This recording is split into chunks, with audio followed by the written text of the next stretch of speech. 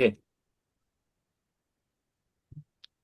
Okay, welcome everyone. My name is Nirvana and I am the London coordinator for the Ministry of Eco Education. We're the charity supporting teachers to weave sustainability through their teaching. Welcome to the sixth in our summer series of online panel discussions exploring the big questions in education.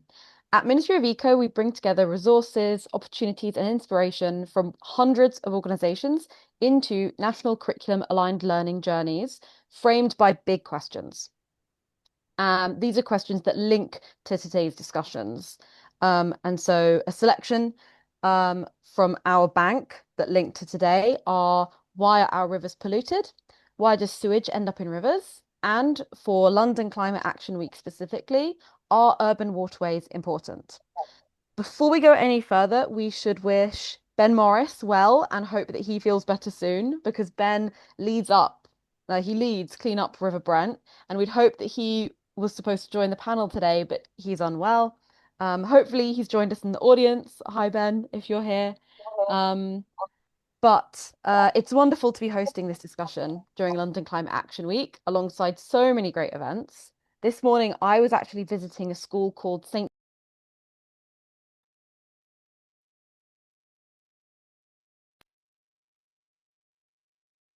Sorry about that. I did an assembly on why urban waterways are important, and I actually highlighted their local urban waterway to the school, which happens to be the River Thames.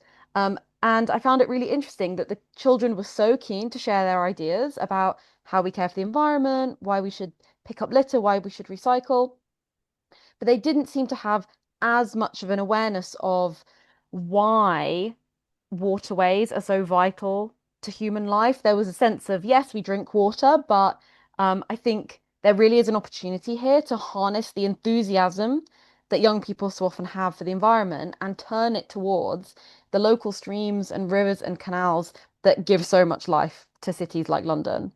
So today we are exploring the big question: could schools help solve the water pollution crisis? I'm joined by three wonderful panelists, Caroline, Jenny, and Bob. We'll start in a moment with each of the panelists sharing their response to the question, and then we're going to open up the discussion with questions from the audience. So people in the chat, please put your questions in the chat throughout. So now, a little bit of background, switching into history presenter mode. Water pollution has shifted from the visible 19th century open sewers and industrial dumping to invisible modern threats like microplastics, PFAS, and pharmaceutical runoff. While legacy toxins and heavy industrial spills have drastically declined, agricultural runoff and raw sewage discharges remain major challenges. Today, farming and wastewater are the current main drivers of river pollution. In England, water companies released raw sewage into rivers and seas nearly 300,000 times last year, for a combined total of approximately 1.8 million hours. Swimming in seas and rivers has surged in popularity for its mental and physical health benefits, such as reduced stress, improved circulation. More than 7.5 million people immerse themselves in lakes, rivers, seas, and lidos every year in the UK. However, open water involves significant risks like cold water shock, unpredictable currents, and of course, water pollution from sewage or agricultural runoff. Thousands of people fall ill each year from swimming in rivers and seas. The charity Surfers Against Sewage receives thousands of sickness complaints annually with things like gastroenteritis, ear infections, eye infections, throat infections. Alongside this, citizen science has skyrocketed in recent years, largely driven by public concern over water quality, sewage spills, and climate change. Volunteers now act as the eyes and ears of local waterways, routinely supplementing stretched environmental agencies with highly localized data. For example, in my personal experience, I've led both primary age children and university students in my local canal, the Grand Union Canal in West London, to collect data. So, for example, at the North Paddington Canalside Festival in 2025, and also in partnership with the charity Urbanwise. Um, our tests were relatively rudimentary, but the data that we collected showed high levels of nitrates and phosphates in the water, indicating a clear level of nutrient pollution. So potentially agricultural runoff or another kind of chemical that could lead to algae blooms, eutrophication, and eventually toxicity. Case in point, my local reservoirs sailing club, which hosts groups of children, scout groups and other uniformed groups.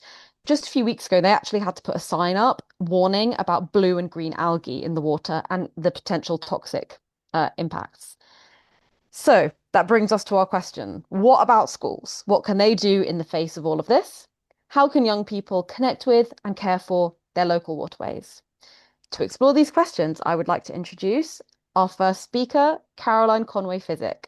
She is the head of Improving Rivers at Thames 21, an organisation reconnecting people to nature by helping them enjoy, protect, and enhance their local rivers, whether it's the Thames or one of its many tributaries. So, Caroline, over to you.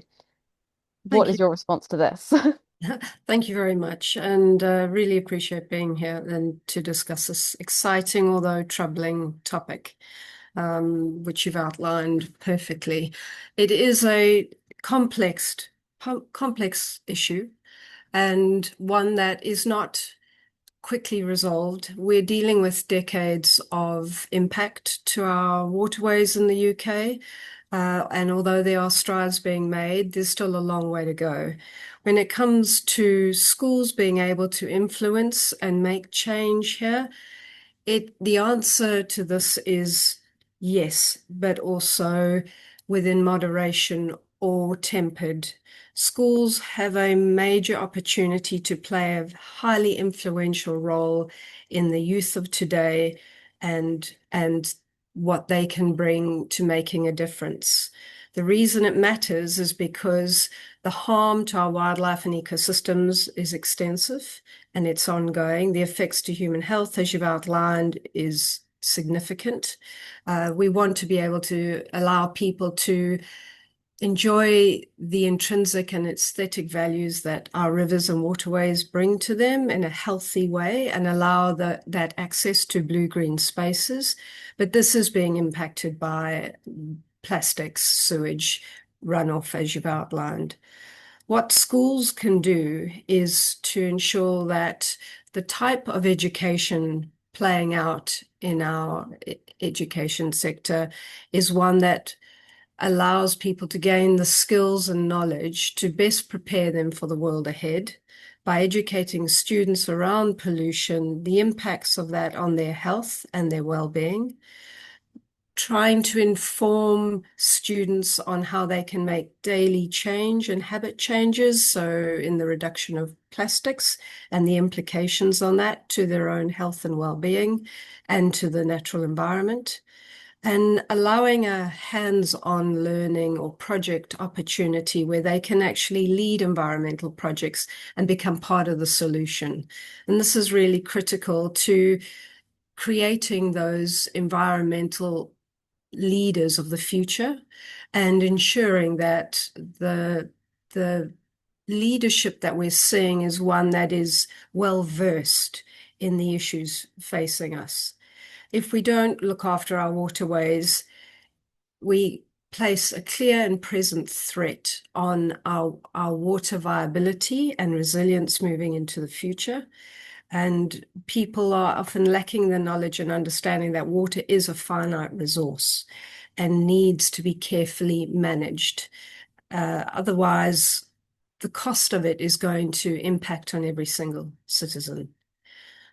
Developing opportunities for best practice and leading by example through schools is also a fantastic opportunity. So leading through doing and being that example for others to replicate.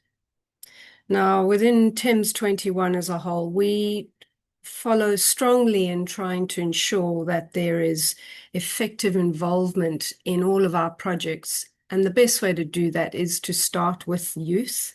Youth are known to be critical educators of families. They take information home, they change behavioral patterns, they inform parents, and in such a way are able to change the older generation to think better, do better as well.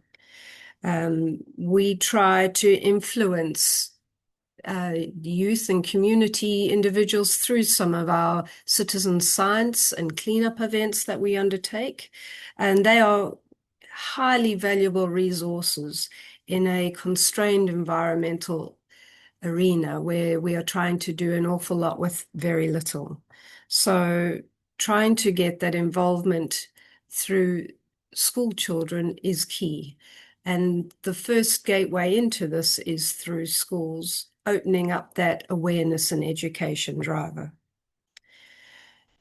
By looking at these impacts, students can often replicate those examples that are often scalable and replicable in their own backyards, and understand how to build a future that is more resilient and supports their future growth and development through those environmental leaders. Now, what we try to hope is that when schools do this, that they are actually setting students up for work opportunities as well. It is a growing field of opportunity for school children, and by allowing that exposure through citizen science opportunities, community events, education that's happening at schools, we're actually opening up that market. And we all know with the challenges facing us that we need a few more environmentalists pushing the agenda of environmental change, especially when faced with issues such as climate change and the implications of food resilience as well as water resilience. So it's a very interconnected field that is complex. It's not easily resolved. It will take everybody's effort, and across all age groups. School children are a key part of that in changing the way we work, the way we behave, and the way we look after our future. And schools are playing an integral role in that. Our educators being supported to do this work and understanding that it should be key and central to the curriculum is also an important mechanism that needs to be explored further in how we support that education driver. So on the whole, what we would like to say in short is that schools can and do make a real difference. Small actions create big change. Everyone has the ability to mobilize that change, and schools are that foundational area where this type of change mechanism can occur, and that education is key to solving the pollution issues being faced. Great. Thank you so much. Okay, our next panelist is Jenny Lawy. She is the head of geography at Hendon School, where she engages her students in all aspects of the climate and nature crisis. Jenny is also a water ranger and part of the Brent Catchment Water Quality Working Group. Jenny, what is your response to this question? Hi, thanks, Nirvana. So, yeah, first of all, just thank you very much for having me. And there's some friendly faces I can see logged in as well. So, hello. Um, yeah, so by way of introduction, just to add to that, yeah, so since 2025, I've been working to clean up my local river, which is called the Clitterhouse Brook. And we founded a group called the Clitterhouse Secret River Sweepers, or the SRS. So yeah, alongside that, I work part-time as the head of geography at a secondary school, and I also work at Our Yard at Clitterhouse Farm, which is a community project in northwest London. And that project is trying to transform these heritage outbuildings into an arts, crafts and education centre. And yeah, so we're developing that over time. So the question that we've been asked is, could schools help to solve the water pollution crisis? And so I'm going to use my experience both inside school and within the community. And I'm going to draw on especially the ideas of partnerships and what is called regenerative thinking. So what do schools already do really well? Well, I became a geography teacher in 2018. I wanted to connect with as many young people as possible, and schools do play a massive and important role. We teach students about the water cycle, about rivers and seas, climate change, weather patterns, natural disasters, you know, and we really try and bring that alive with case studies and examples and making them up to date and so on. As the head of geography in my current school, I've made it my mission to take students out for more fieldwork opportunities to help them experience these systems directly. But we have to be honest, there's still a huge gap. There's a nature disconnection is now the norm. Some examples are, you know, students will litter even if we've taken them to, like, you know, a UNESCO World Heritage Site of beauty, you know. Some students, when you ask where does your food come from, they'll say Tesco, rather than connecting to sort of like the land and water systems. And as we've already heard, there's sort of very little understanding of where drinking water really comes from, or how it connects directly to rivers and therefore the pollution in the rivers. But importantly, I think it's important to note that it's not just a problem with young people. Adults are just as disconnected. And so this is a societal problem. Meanwhile, we've got teachers who are overstretched as the classroom demands get ever higher. And so while schools are crucial, they can't solve this problem alone, especially within the current system. So thinking about this deeper, this question, I reflected and I thought about water pollution. It's not just an environmental issue, but it's a systemic risk. And by that, I mean, it's a risk to ecosystems, to climate and weather systems, to food production, to our human health, to infrastructure, and it can also lead to conflict. So if water systems collapse, everything is affected. And the way we've been sort of trained to kind of think about this since the 1990s is to use this framework of sustainability. So how do we maintain our systems now and for the future? But I want to challenge that slightly. Because what if sustainability isn't enough? What if we don't just need to maintain these systems, but we need to actually restore and regenerate them? And this is where regenerative thinking comes in. Regenerative thinking means looking at the whole system, not at isolated parts. So this might look like, when you're looking at a river, understanding the underlying geology and the topography, and therefore you would start to understand the different types of water, hard water, soft water.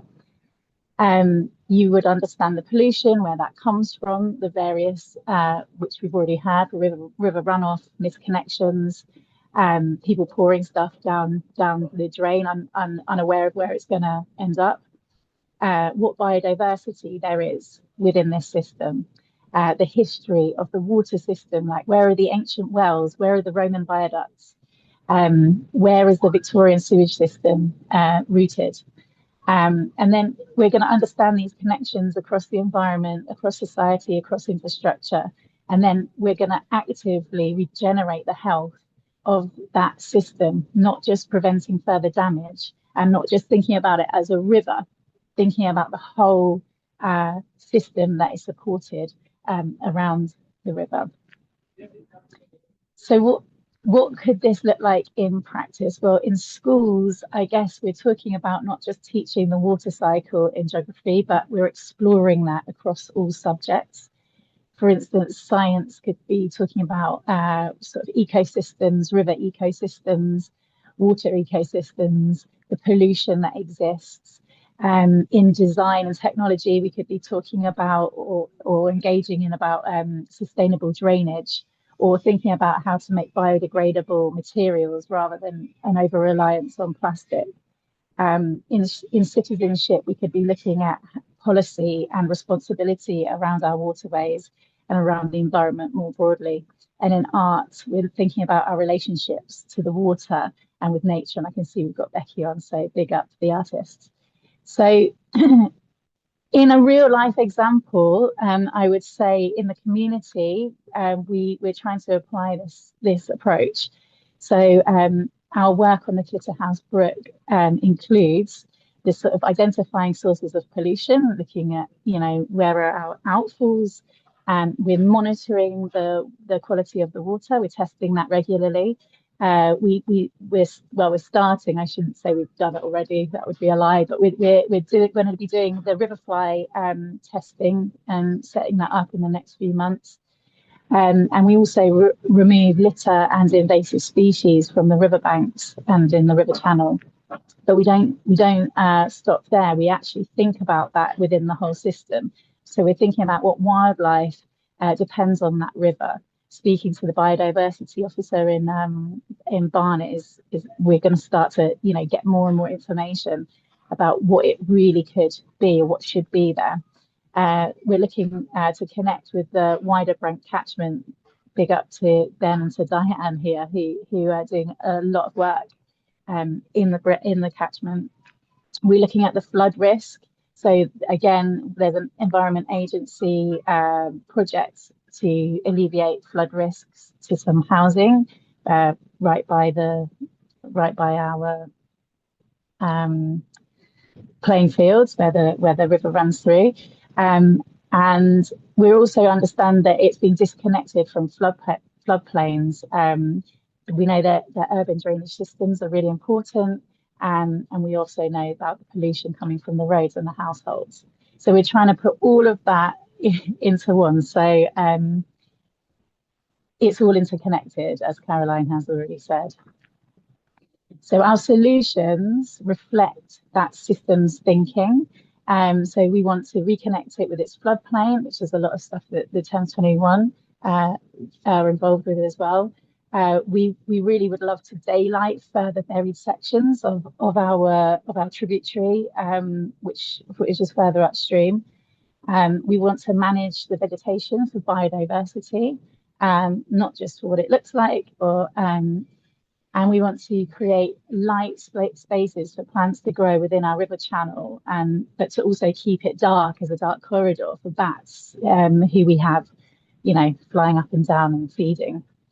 So it's not just about restoring the river, but it's about the whole living system. We also engage the community more broadly, because I think there's a lot of people who don't even know there's a river there. And so we're trying to help people to remember that the river exists, and to do that through their own connections with the river, through drinking water, through food production rituals. So then, can schools help? Well, my answer would be yes, but I think we need to rethink about how we actually teach. Schools can be part of the solution, I think, by adopting a regenerative thinking framework. So we need to prioritize real-world place-based learning, and we need to form partnerships with local communities and projects to make that really come alive. So I want to be clear, I don't think we can reduce education to schools alone. I know this, but learning is lifelong. Like, I haven't stopped learning just after schools. So in order to solve the water crisis, regenerative thinking must also exist in our communities, in our workplaces, within our government, within policy making. And I do believe it would be unfair and unrealistic to expect schools and young people to fix the problem alone. And I know no one's suggesting that, but I think if we take our society as that whole, then we need to, educate all of us in a broad sense. And that's what we kind of try and do within our river projects in the community, because we're holding and hosting lots of workshops alongside that kind of physical work of, chopping down the laurel and all of that. Amazing. I'm sure we'll come back. We'll hear more of this later. Thank you. I know I can see we've already got some questions in the chat, so I'm looking forward to doing those in a bit. But first, our final panelist, Robert Bloomfield, is a biodiversity and science communication specialist whose career has included senior leadership at the Natural History Museum. He has advised UK policymakers and led major initiatives connecting people with biodiversity and environmental issues. He's worked internationally on environmental interpretation and public engagement strategy, and was awarded an OBE for his services to science in society. Now retired, he volunteers with CURB, Clean Up River Brent, as a science and engagement advisor and works alongside other volunteers on the river. So thank you, Robert. Oh, please unmute before sharing your answer because we really want to hear it. Sorry about that. Yeah, thank you very much for inviting me. I've come in at fairly short notice and I'm not particularly well prepared. But I want to share a few thoughts. The simple answer to the question is yes, schools can make a difference. But the real issues really is, first of all, schools are driven by a couple of major drivers. One is what curriculum is relevant for society. A second is how do we prepare people to be citizens. And I think the narrow question you're asking has to be looked at in that bigger context. But I want to come in to it from a slightly different direction as well. I'm now retired, as we just heard earlier. I spent quite a lot of time on the river. Now, working on the river, you become aware of the intimate relationship between people and nature. And you're reminded of the multiple interdisciplinary and cross-curricular links that connect rivers to people and which remind us of our reliance on water. And that reminds me, or makes me think, that understanding the importance of water and pollution issues is part of a much bigger picture about how we need to be aware of what we are as people and our relationship to the natural world. Human history is driven by our understanding of rivers. Agriculture developed on fertile plains was driven by the movement of materials in the seasons. We developed our innovations around understanding irrigation. We settled on riverbanks and on deltas for our food security. The resources which rivers provide, the vital links the rivers create between the land and the sea. The river is a primary transport corridor. It allowed us to get into continents and it allowed us to get out to the oceans. And of course, here during the Industrial Revolution, the rivers became extended as we used their sources of water to drive the canal systems for moving goods and resources around the country. And later, the rivers became a source for cooling the emergence of the electricity generation systems. And of course, we developed other major engineering innovations such as dams and reservoirs and hydro, which allowed us to intervene and utilize the water landscape. Why am I saying all this? Well, we've already mentioned that understanding rivers is about understanding the science and the geography of natural systems, the water cycle, the human interventions into that system, the extracting of water, but also conveniently the use of rivers to wash away waste, very easily lost underwater, very easily swept out to sea. And that was a trend which I think became increasingly evident as we industrialized and urbanized, and as we created road, rail and air travels as alternatives to using rivers. And we literally turned our back on the rivers which gave us life, and gave little regard to sustaining river systems, allowing our waste to enter them, covering them, culverting them, and for them to become little more than sewers.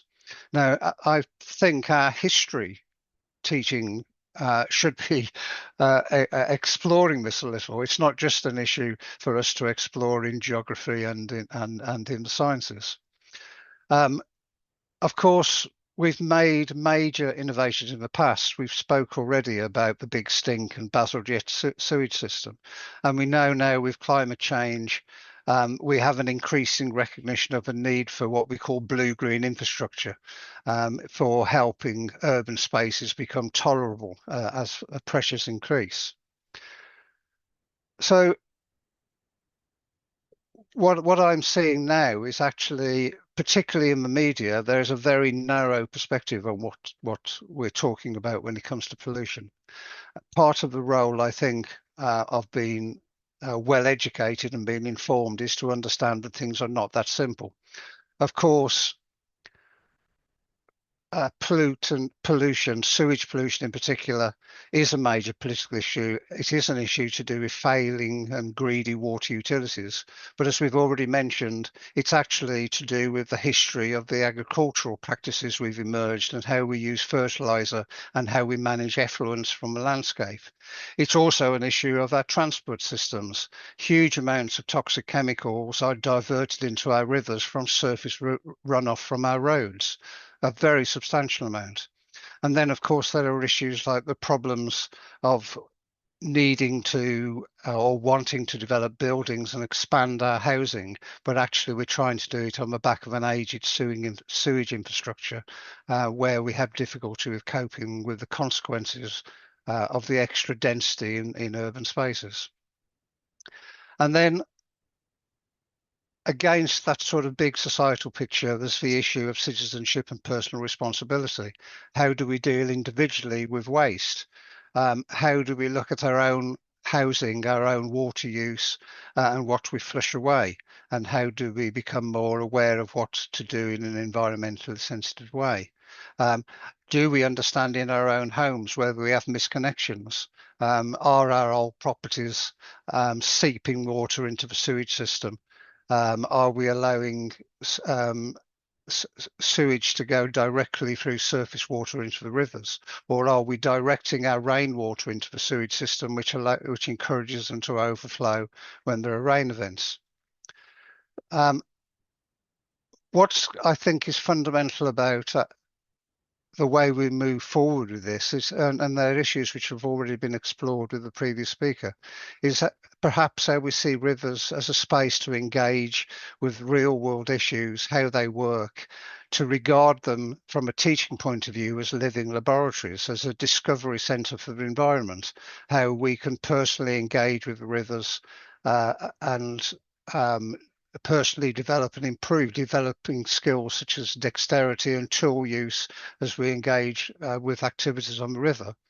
And alongside learning about our reliance on nature, we develop the personal responsibility to support it. River and water cycles are issues of geography and science, of geology and science syllabus. But as I mentioned, rivers also pertain to our history. There are huge questions in economics about our priorities and how we use the environment. There are questions around society and political organisation and what we regard as priorities. These are all aspects in different parts of the curriculum where rivers can be a topic of exploration. Sorry, I've lost. No, amazing. That's good. I'm almost there. Great. No, you're in good time. I lost my notes. So I began by saying that, of course, schools can help contribute to answering the question. And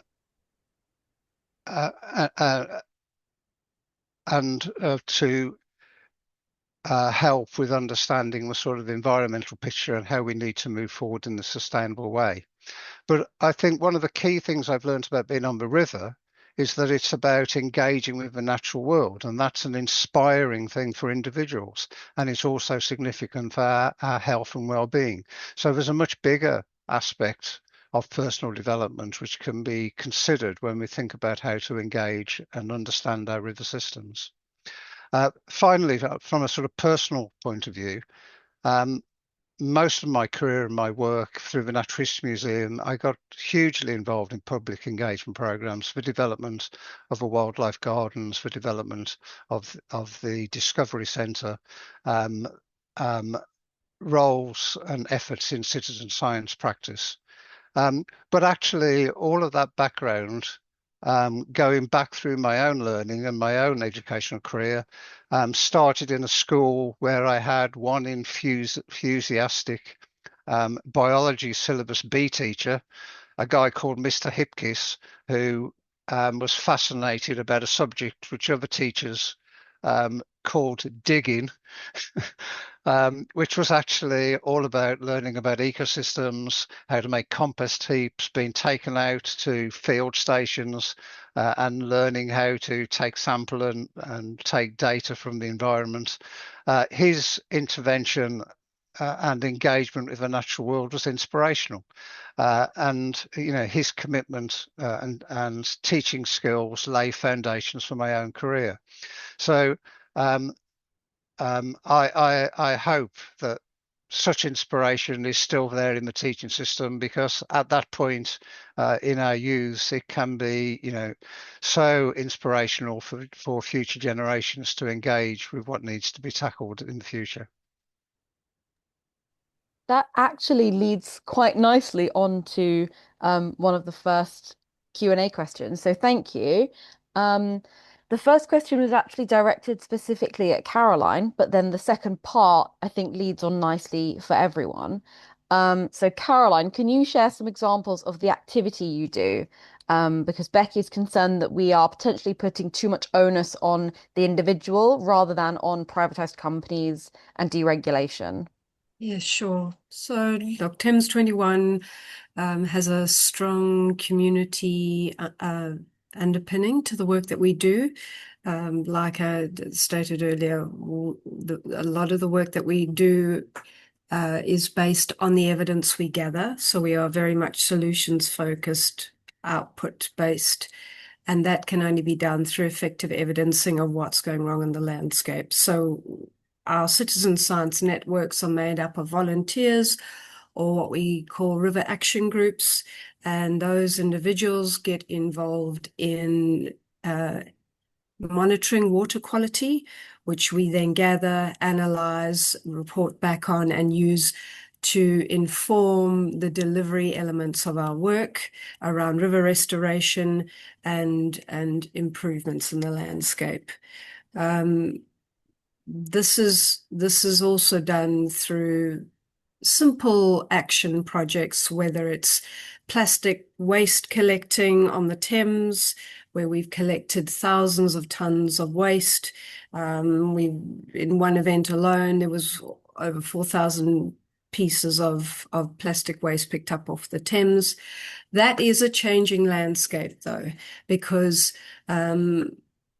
where you are collecting waste and picking up, it's gone today, there tomorrow. So it's about what is that long-term change that we're trying to affect and impact. And as a result, the work we tries to remediate and mitigate those elements. By bringing the community along, we are trying to educate and create awareness of the realities going on and creating stronger stewardship in landscape, because we don't own the land. The land is everybody's, and the community has a role to own that and a right to own that as part of their backdoor places. Yes, the issue of of placing the onus on individuals rather than privatized companies and the deregulation issue is a complex one. So no, the issue does not rest entirely to the individual, although the individual is part of the collective whole. And that is a mindset shift that needs to happen, and where activism then starts to play a part. We do a lot of lobbying and advocacy drives in the work that we do to try change company approaches, particularly the water companies, and try work with them collaboratively to inform better practice, as well as working with the regulator in trying to make them understand what we're seeing on the ground. But that information is critically collected through our citizen science networks.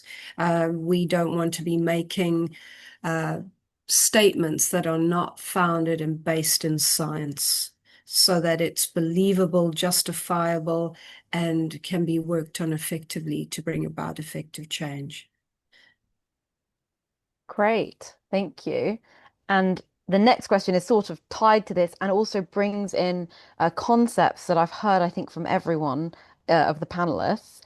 How can we provide more opportunities for young people in schools, but potentially also, teachers, parents, wider communities to develop more meaningful relationships with waterways? Because everyone here has spoken about how people in general are quite disconnected from waterways or from nature in general, and yet spending time in nature is the key that helps children, especially sort of, from a young age, develop a love and a respect for nature, which can then lead to, a career in in these things, or maybe just a lifelong love of it.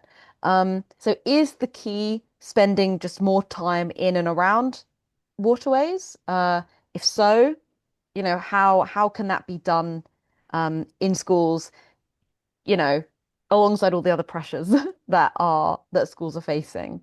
Um, Absolutely. People only protect and care what matters to them and what they connect with. And there is a very real disconnect in our youth as a whole, and I generalize, to their natural world. We're becoming more and more an urban construct, and getting children out into these spaces in a safe mechanism by which they can learn constructively is becoming more and more difficult. The cost implications of that, environmental education centers are closing down, they're not financially viable. So it's landing at the feet of champion teachers who have a natural passion for it, or champion individuals in community that drive these changes. The problem with champions is that when they move on, you lose that impetus and you lose that foundational work that's done. So it needs to become the language of the day. And I really think that is where embedding it in curriculum is a key integral part to this. But beyond that, it is about trying to encourage parents to get outdoors and connect with their outside environment and find opportunities, like through the work that Jenny's involved in, and some of our river action groups seek out those opportunities to find like-minded individuals that you can harness and encourage and expand that love and interest. And sometimes it is just a walk. It's just a walk along a blue-green space and going to investigate. It's about encouraging that inquisitiveness in youth, to want to explore and feel safe to do that. Either of the other panelists? Yes, Jenny, go. Yeah. So can you just remind me of the question? The question is asking, how do we engage young people? Yes, sort of how do we do it, considering that we know that developing that relationship is so key?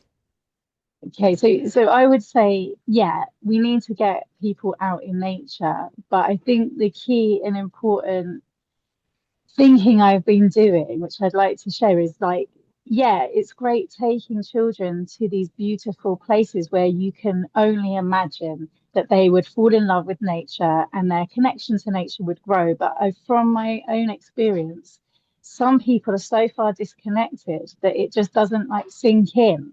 It doesn't have the impact that it has maybe to you and I, because they're just in another thought process or thought dimension. I don't know what you want to call it, or epistemology, whatever you want to call it, right?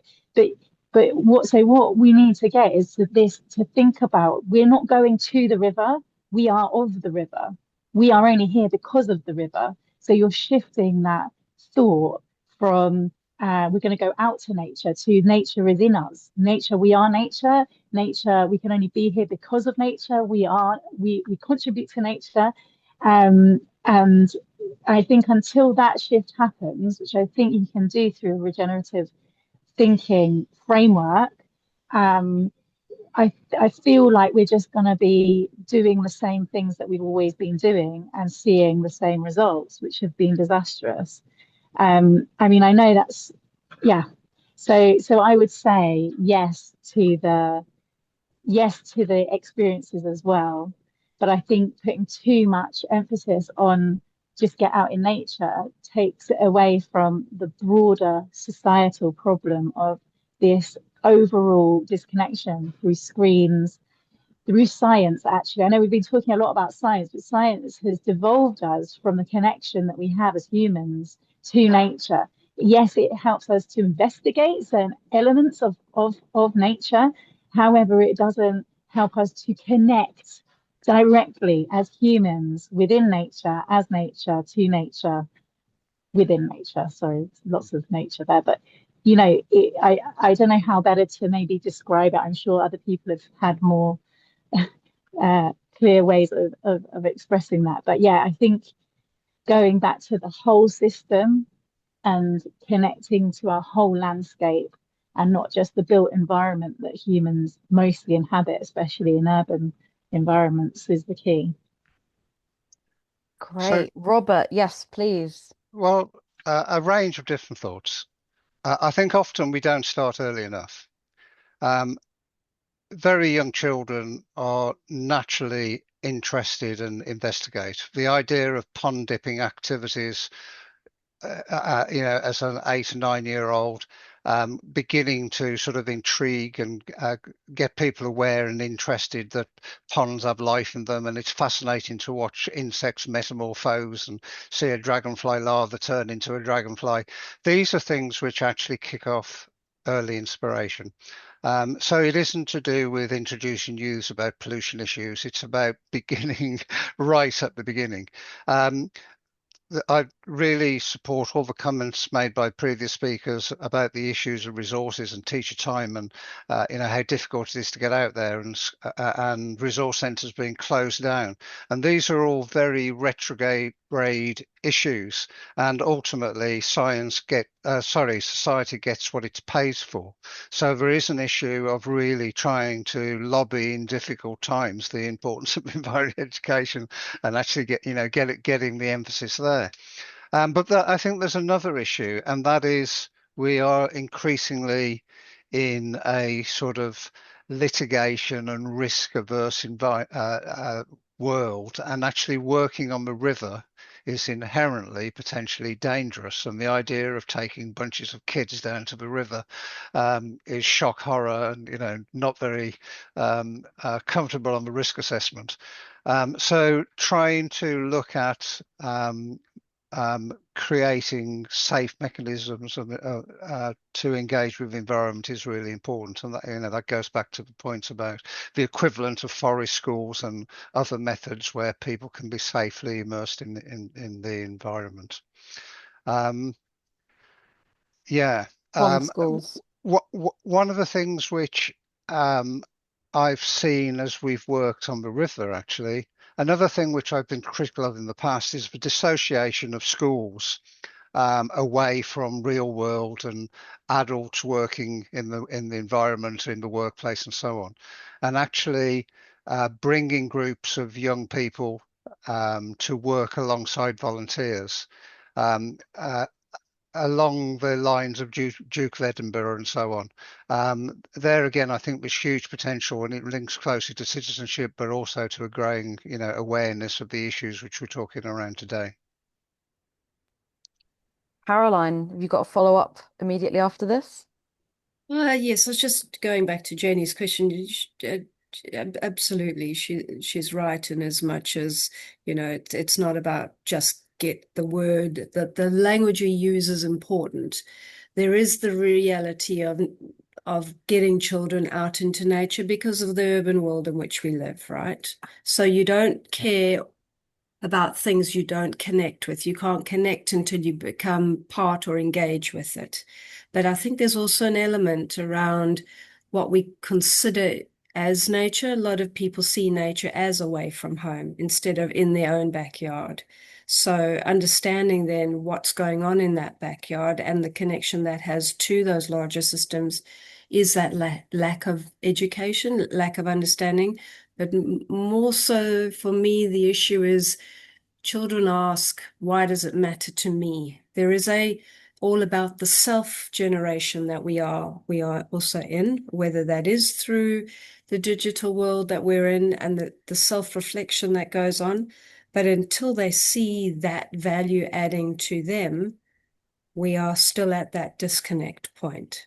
So bridging that is a crucial element, but exposure is the first step in the right direction. Thank you. We have time for a couple more questions. This has been great. The responses all bouncing off each other. We have had a question, a politically based question, which I think very relevant considering the political events of the day.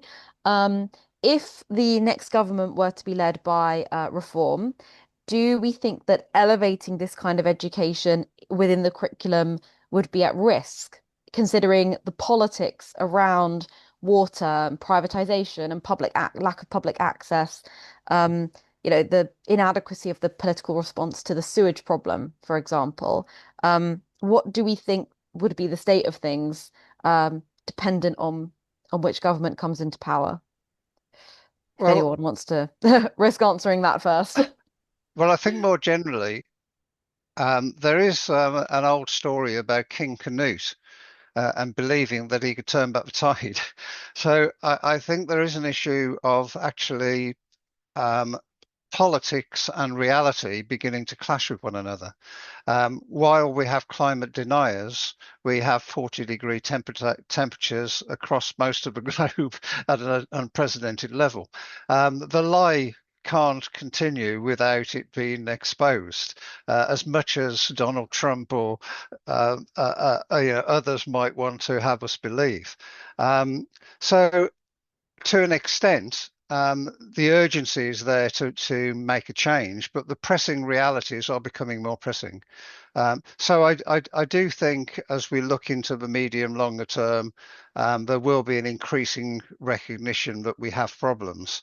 Whether we can appreciate fast enough, whether the depth of the problems and their potential impacts on society and the natural world can be grasped, and to what extent we can reverse direction, those are all very, very difficult questions to answer.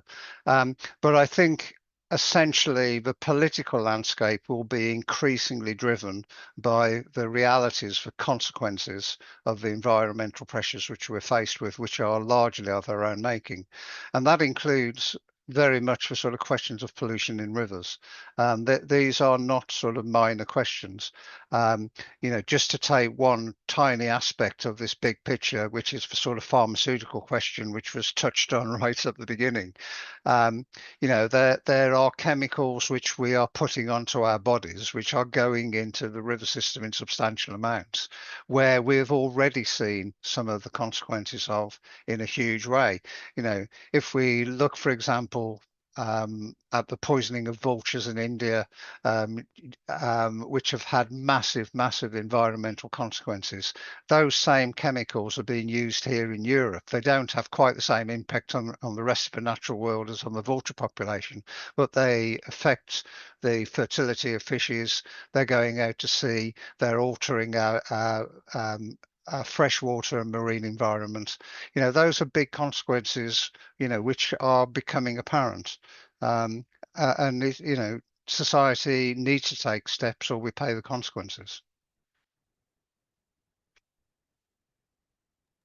Okay, Jenny or Caroline, any follow-up thoughts?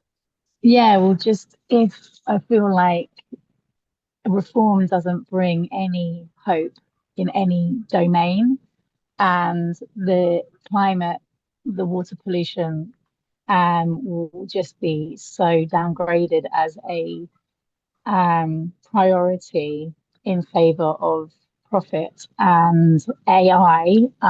So I don't have much hope if that is the case.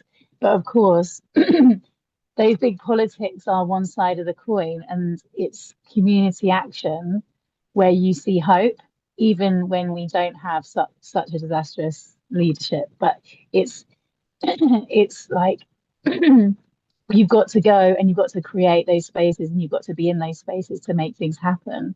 And through that, you're going to bring more people on board. And I feel like that the community level is where the power will come through to make change. Like Robert's saying, will make change come through, because it's inevitable that change has to come. otherwise, yeah, we know what's going to happen. But I think reform will hinder that significantly. Yeah, I mean, I certainly agree with that.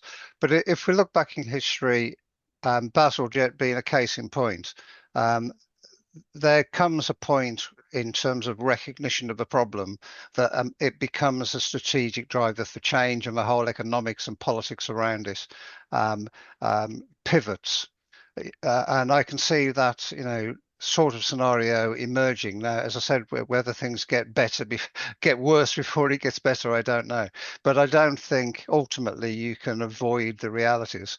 Another great example of this is if you look historically in the 50s and 60s at mercury poisoning in Minamata Bay in Japan, driven by a huge sort of industrialization production process.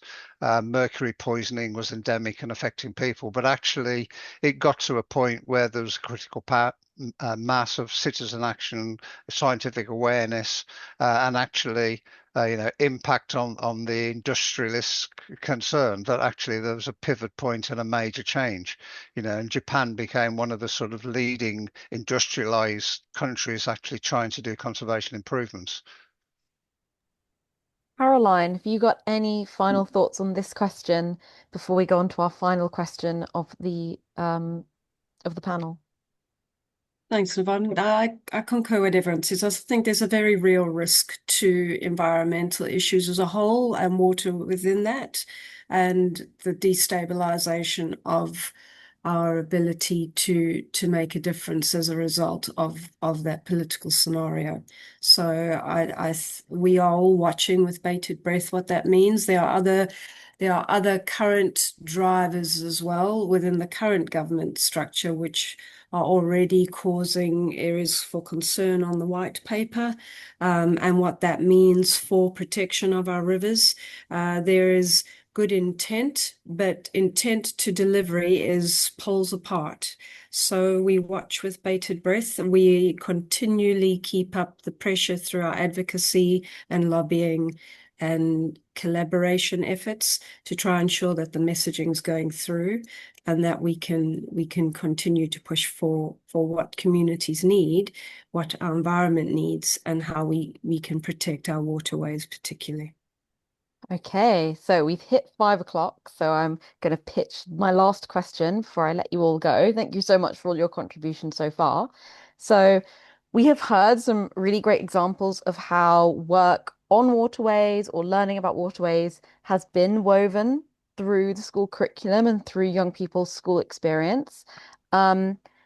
So do you think that it can continue in this way? For example, there's going to be a new natural history GCSE, potentially a unit on rivers in there. Or do you think that to truly sort of rebuild this relationship between people and nature, we need a fundamental, maybe redesign of the education system? Big question to end on, I'm sorry.